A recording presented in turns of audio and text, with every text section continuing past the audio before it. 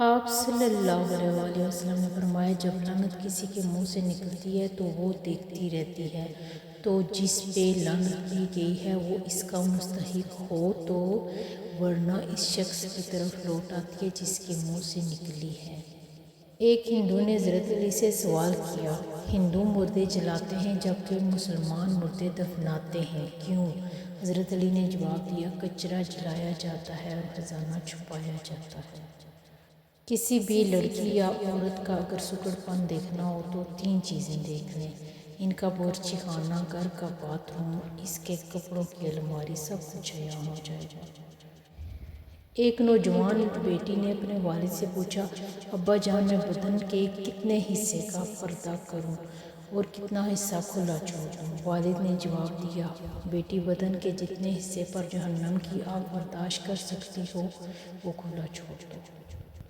اللہ تعالیٰ نے جانوروں سے بڑے بڑے کام لیے ہیں۔ ایک چیونٹی نے حضرت سلیمان کی فوج کا رخ بدل دیا تھا، ایک کوہ جس نے انسان کو دفنانے کا طریقہ سکھایا، ایک ہاتھی نے خانہ کعبہ کو گرانے سے انکار کر دیا، ایک ہدہد کی وجہ سے ایک قوم مسلمان ہوئی۔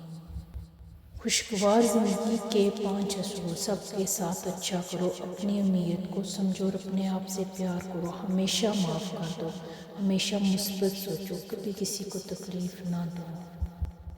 اگر عورت چاہتی ہے کہ اس کا شوہر فرشتے جیسا ہو تو پہلے گھر کو جنت جیسا بنائے، فرشتے جہنم میں نہیں آتے، اور اگر مرد چاہتا ہے کہ اس کو بیوی حور جیسی ملے تو وہ پہلے خود کو نیک انسان بنائے، حور شیطان کو نہیں ملتی۔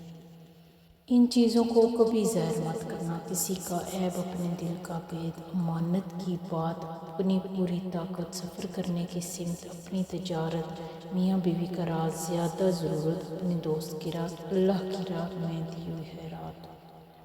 4 طرح کے بندوں سے ہمیشہ دور رہیں: جو آپ سے جھوٹ بولے، جو آپ کی عزت نہ کرے، جو آپ کو استعمال کرے، جو آپ کو ہمیشہ نیچا دکھائے۔ 4 خطرناک قتل: زیادہ سوچنے سے خوشیوں کا قتل ہوتا ہے، خوف کی وجہ سے حوصلے کا قتل ہوتا ہے، جھوٹ بولنے سے اعتماد کا قتل ہوتا ہے، اور شک کرنے سے رشتوں کا قتل ہوتا ہے۔ حضرت علی، کسی کا ساتھ چھوڑنے سے پہلے یہ ضرور سوچنا کہ اس کے ساتھ اب تک کیوں تھے۔ جزاک اللہ۔